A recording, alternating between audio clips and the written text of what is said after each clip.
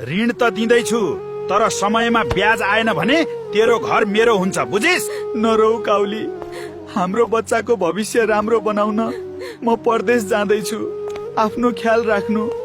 जति पसिना बगे पनि बगोस्, म मेरी काउली र मेरो बच्चालाई कहिल्यै रुन दिन्न।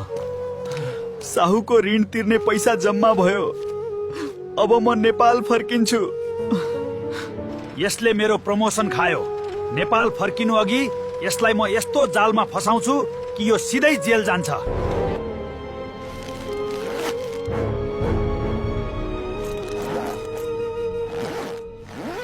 काउली, म आउँदैछु। हाम्रो बच्चाको अनुहार हेर्न म एकदमै हतारिएको छु। यो गैर कानुनी सामान तेरो झोलामा के गर्दैछ? तँलाई अब जेल हुन्छ।